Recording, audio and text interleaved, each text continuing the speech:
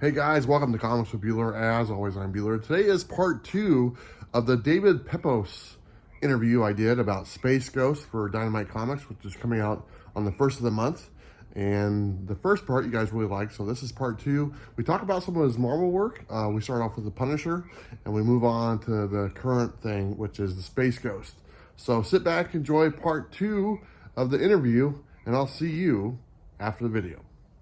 Well, I really enjoyed it, but you just mentioned it kind of put you on the radar for Marvel. So let's talk about some of your Marvel books right now. And actually, let's talk about the most current book, I think, would be Punisher. But this is not Frank Castle Punisher. This is Joe Garrison. Yeah, that's a big thing to tackle a Punisher title, not Frank Castle. I mean, was there hesitation on that at all? Yeah, of course. I mean, it was one of those things that I told Tom Brevoort when he approached me to do this book, that I said, I have pitches for just about everything in my back pocket at Marvel, but Legacy Punisher is just not on your bingo card. You really have to kind of come up with something thoughtful for something like that. And a character like the Punisher, like there's already a lot of controversy kind of across the political spectrum for a character like that, where everybody sort of has a preconceived notion of what the Punisher is and what the Punisher should be and what the Punisher shouldn't be. And you when you're in the industry long enough, that fandom isn't a monolith. But when you're tackling something that is as polarizing as a project like this, you learn very quickly, like, oh, you can ask any 10 fans and you'll get 10 different opinions on how you would approach a project like this. But the opportunity to add something unique to the Marvel universe, a shared universe, facing opportunity. We literally just wrapped up on Joe Garrison's introduction just this week with issue 4. And I've heard some kind of cool rumblings about where Joe might be showing up next. But it was such a fun opportunity. Artist Dave Wachter is just a superstar. He's one of the most talented artists I've ever worked with. And as we were kind of putting this series together, I likened Joe Garrison as like the Danny Ketch to Frank Castle's Johnny Blaze. But another character, that I had really looked at for inspiration was I looked at Robbie Reyes. Robbie, for those who aren't familiar with that Ghost Rider, most of the Ghost Riders are all motorcycle based, but Robbie was driving a muscle car. It was an interesting way to kind of lean into the speed of a Ghost Rider, but to kind of carve out his own individual niche. And that's something I wanted to do with Punisher. And the way that we wound up going about doing it was turning him into essentially the John Wick of S.H.I.E.L.D. That Joe was this kind of like legendary Wetworks agent for S.H.I.E.L.D., known as the Gravedigger of S.H.I.E.L.D., who had retired to start a family. And unfortunately, said family got caught in the crossfire of a terror group, had been targeted by them. And Joe, as sort of the sole survivor of this attack, needs to find out who set him up, because the police, they're just like, the husband's not here, he's prime suspect. And so, kind of leaning into the gun fu of it all, the choreography that it's like Joe has guns, but he doesn't necessarily need them. He's got his sort of this heightened shield armory, but also just anything in his hands as a weapon. And that was really kind of like a cool way to differentiate him a bit from Frank, is to sort of lean into the tech of it all, lean into the shield of it all, but also to kind of follow a Punisher as he's making this decision to become the Punisher. I read a great deal of Punisher to prepare for this. And in Amazing Spider-Man 129, when you meet Frank Castle for the first time, he's already the Punisher. He's already made his decision to do that. It's clear that he's already kind of stacked up a bit of a body count before he ever goes head-to-head with Spider-Man. Whereas Joe, we're kind of watching him make that decision in real time. And that was what was so important for this miniseries for me, was how do you go from a guy who's sort of on a single mission of revenge? How does that mission go wide? How does this become like a self-sustaining thing? And so, yeah, I think that was really exciting. And so I hope there's I would love to return to the character. You know, I've got a lot of ideas that we could use for him. But I have it on good authority where he might be showing up next, and it does sound pretty exciting. So stay tuned. You heard it here first, folks. Savage Avengers. Boy, that would be super fun too. What I wouldn't do. That was probably I would say if I had to pick any book that was the most satisfying project of my career so far, I'd have to say it was Savage Avengers. That's great. I loved writing that book from top to bottom. It seems like just fun, just like a fun book to write, you know? Yeah. Well, like I was saying before, I love writing ensemble books. I love writing team books. And something that I've done for years and continue to do whenever I want to procrastinate is I come up with team rosters. I just love doing that. Like I love kind of like imagining like, okay, how's this character going to bounce off this character? And so when Tom first approached me, it was my very first Marvel work. He said, we have a possible assignment. You got to fill out the paperwork to like, if we have an idea that's similar already in the works, you can't sue us over it. And so I filled it out. And then he goes, okay, so we're relaunching Savage Avengers. And I swear I felt like my soul leave my body. Because I've loved the Avengers for years. I feel like Jeff Johns' run with Olivier Coipel on Red Zone really kind of like sparked my love of that concept. And then of course everything in the MCU just like really like solidified it for me. Being able to come up with my own Avengers team was just like the dream. And being able to take such cool characters, many of which often fly under the radar, and so being able to do cool stuff with them that you might not necessarily be able to do with the A-listers. Making Cloak and Dagger Avengers. That's something I've wanted to do for since Dark Reign. Seeing them as part of like Norman Osborn's Dark X-Men. I was like, why isn't anybody doing anything with Cloak and Dagger? They rule. Getting to play with Flash Thompson, getting to participate in Elektra's second act as the new Daredevil. And honestly, getting to write Miles Morales' Deathlock. Minor spoiler for that. Sorry, guys. But Spider-Man is my favorite character in all of fiction. And getting to play with Miles in particular, especially in this era, in the era of Spider-Verse, it was really something. It was amazing to kind of be able to contribute to a character that means so much to so many people, and to have those people be so excited with the way that we portrayed him, and to see the love and respect that we brought to him. It's a career highlight. And let's not even talking about Conan the Barbarian. I was gonna say, you're missing somebody. I'm missing the hook of the book for anyone who hasn't read Savage Adventures. That was Marvel's kind of Conan team up book. And Jerry Duggan did such an amazing job with the first run of that series. I know that's seen as whenever anybody talks about Jerry's work, they're often talking about how much they loved his run on Savage Avengers. It was huge shoes to fill. And so his run, it started off with a sort of a loose roster for the first arc. And then as the series would progress, it was Conan teaming up with different characters. It would be if he encountered Emma Frost or Peter Parker, or by the end it was sort of a loose team up with him and Doctor Strange and Doctor Doom.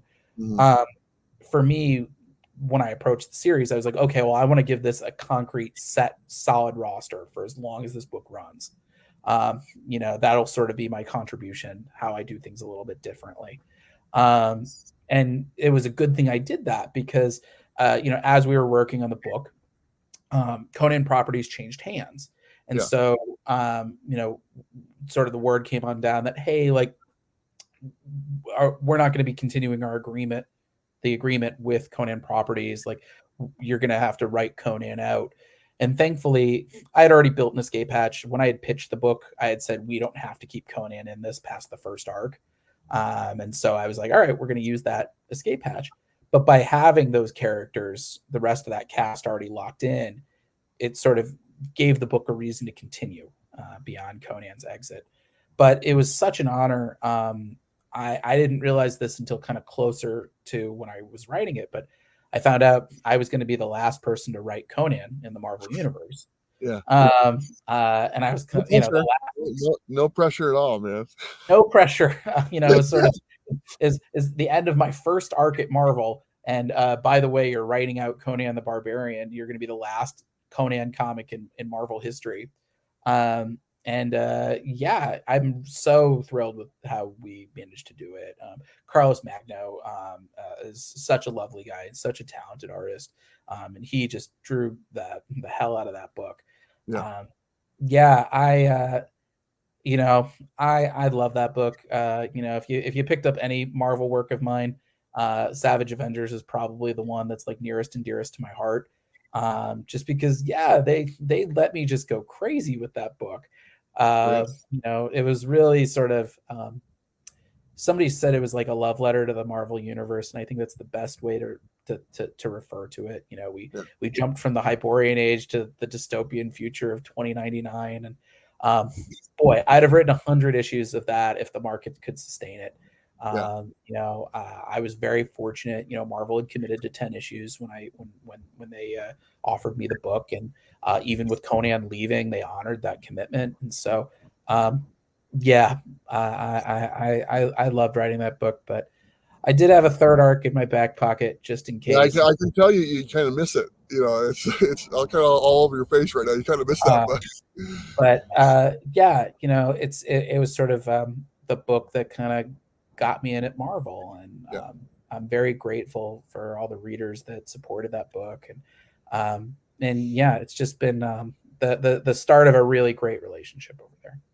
Very nice. So let's jump back to the book that kind of brought us here, the Space Ghost, which comes out May 1st. So we're a ways away, but the FOC, if we're correct, is April 8th. Yes. So make sure you go to your comic shop and say, hey, we need Space Ghost. Number one from Dynamite. Here's the thing. Dynamite's kind of going all out on this. Not only do they have you as the writer, but Jonathan Lau is the artist, who is a great artist, by the way. And the A cover is a Francisco Mattina cover, not to mention Jay Lee and a bunch of other people are doing covers for this, but a Mattina cover A, that's a big deal, man. I mean, I've met him. He's a great artist. I feel so fortunate to be working on Space Ghost. I mean, really, I like the sort of the mood board that I've taken for this series is, Jeff Loeb's work on Batman: The Long Halloween and Dark Victory, J.J. Abrams' take on Star Trek, his first movie in that, Lone Wolf and Cub. Those are sort of like the big kind of influences. But also, I've looked structurally at books, things like Ryan North's Fantastic Four, or Steve Orlando's Scarlet Witch, or what Jed MacKay is doing on Moon Knight and Avengers. For me, I was looking at like what makes a book successful and satisfying in the year 2024. And so for me, we're really going to be serializing a lot of the series, a lot of done in ones. Space Ghost has such a wide variety of threats and villains to face that we want to make sure we cover as much ground as we can. But that said, we will save kind of some two-parters and even the occasional three-parter for the really big moments when we really want to show Space Ghost in his heels and things are particularly desperate. But seeing the way that like Ryan North does Fantastic Four, where you pick up an issue of that and you are going to get like a good, satisfying, self-contained story. That's a very similar ethos to what we're doing on Space Ghost. And you talked about the other people on the team, and what a top shelf group I'm working with. Jonathan Lau, I've been a huge fan of his since his work on Green Hornet, and with Kevin Smith. And I love how kinetic his work is. But the thing that I was unprepared for was what a great storyteller he is, and how good he is, and with emotion and expression. As we were looking, we were trying to find an artist for this book. The thing that really that really got me with Jonathan's pages was particular is his focus on Jan and Jace. He knew kind of immediately that we can't forget these kids. That they are just as important as Space Ghost, which he draws magnificently. He really locks in this kind of nice balance of Space Ghost of like being this like ethereal looking, being, but also like can hit like a truck. It's really just he understands the assignment really well. And the fact that he's able to shift gears between like these larger than life action moments. He turned in some pages last week. A sequence that I had written that I didn't really I thought it was fun, but I didn't think, it was like a show-stopping moment in his hands. He really is elevating the book, but also being able to shift to these like smaller character moments. Just a panel of like Jan and Jace hanging out in Space Ghost base. I was like, this looks great. I think he really he's understanding like the appeal behind these characters and the appeal behind the thrust of this series. So just a real artist. I can't say enough good things about him. And colorist Andrew Dahlhaus is just really delivering some killer mood and energy to this whole series. He was brought onto this book at Jonathan's request, and just a really talented guy. I'd worked with Andrew once before on a Miles Morales short story over at Marvel, and he just continues to just kind of elevate his game every time I see him. And letterer Taylor Esposito, I've been friends with him for ages. We had never really gotten a chance to work together besides on like a short, like a 2-page anthology story that hasn't seen the light of day yet. So being able to finally tag team with Taylor has been phenomenal. I just saw preliminary letters on the first issue earlier this week, and Taylor gets it. He's just really crushing it on this book. So yeah, I'm really fortunate. I mean, having such talented collaborators, all it does is re-inspire me. All it does is kind of force me to kind of continue to bring my A game and just continue to think like, how do I write things in a way that leverages this team's best strengths? But thankfully they're good at everything. So it gives me a lot of latitude to really kind of dig deep into these characters and kind of tell the most sprawling and ambitious story I can.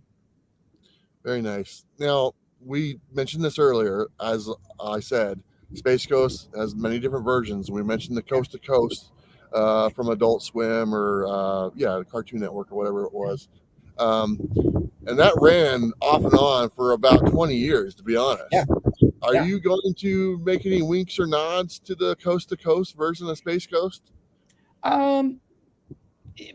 We'll see. I mean, it's one of those things. For me, so much of the appeal of this assignment is how do we reclaim Space Ghost as like the hero that he was always intended to be? I feel like if anything, the Coast to Coast years, a lot of people rightly, they associate Space Ghost as a talk show host. And I think, but if you dig deep into like the core of his creation and what he was always meant to be, he was meant to be a hero. He's meant to be a cosmic hero. And so that we're going to be reminding people of with this. So yeah, I wouldn't expect any talk show hosts. I probably wouldn't expect anybody to be, asking about anybody's like oxygen levels. Although maybe we'll see if I can throw in a little nod here and there in the dialogue. But yeah, this is very much sort of a classic superhero story, but also one that gets to kind of build some context for these characters. Like I said, there was really no backstory or any continuity, so to speak, to any of these episodes because they only ran like 5 minutes a pop. They were, they were sandwiched right in there with Dino Boy.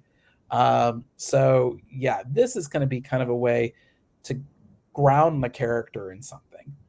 So people, it doesn't kind of go in one ear and out the other. It's like, oh, there's like an overarching story here, but also one that like you don't need to know anything to pick up our first issue. We're going to try to make these things as self-contained as possible so you understand what's going on.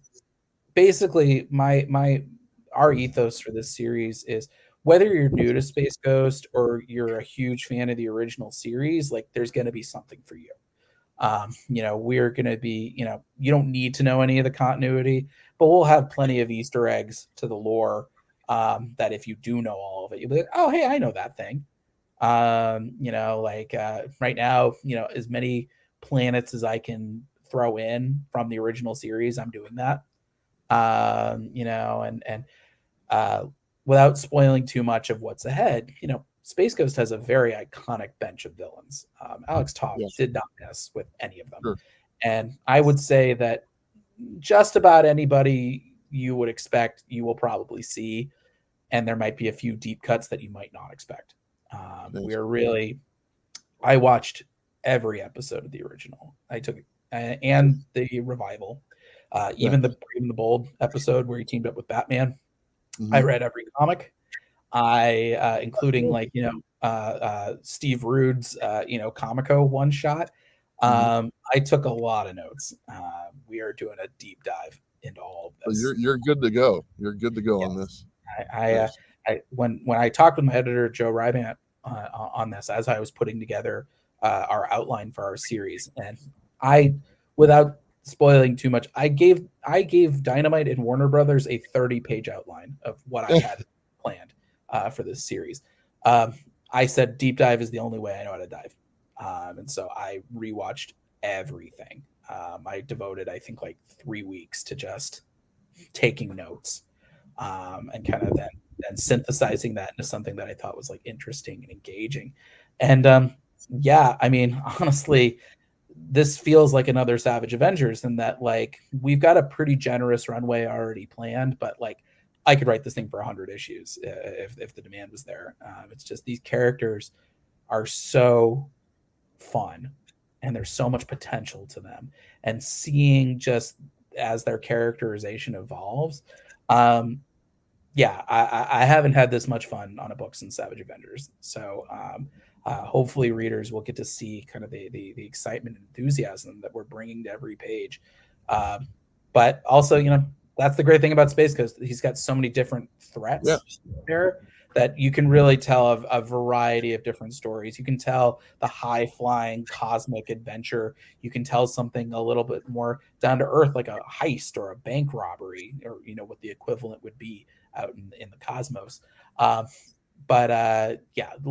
and lots of different types of stories that we're going to be able to tell with these characters. So I'm very excited for readers to see what we have planned. Very cool. Well, David, I want to say thank you for coming on. I want to remind people Space Ghost comes out May 1st. The FOC is April 8th, so you still got some time to do that as well. Jonathan Lau, the artist. A side note on Jonathan, he actually did an exclusive cover for me on one of my first exclusives I ever did about 3 years ago for Blowtorch #1 from Second Sight Publishing. So thank you, Jonathan. But David, thank you so much. I talked to you earlier. Where are you going to be? You got any cons coming up? You kind of mentioned it off screen there. I'll be at WonderCon. Anybody in Los Angeles, and we are locking in my free comic book day signings. So stay tuned for that. And I should be at least milling about at San Diego Comic-Con, if not tabling. So keep your eyes peeled. You'll find me there as well. David, thank you so much for joining us today real fast. Do you want to say goodbye to the audience before we go? Yeah. Thank you guys so much for having me on. And for all of you out there listening, thank you so much for watching. Thank you for supporting my work. Call your local comic shop. Ask them to pre-order Space Ghost for you. We've got some really fun stuff planned. So I hope you check us out. All right. Thank you very much. Remember, Space Ghost, May 1st, FOC, April 8th.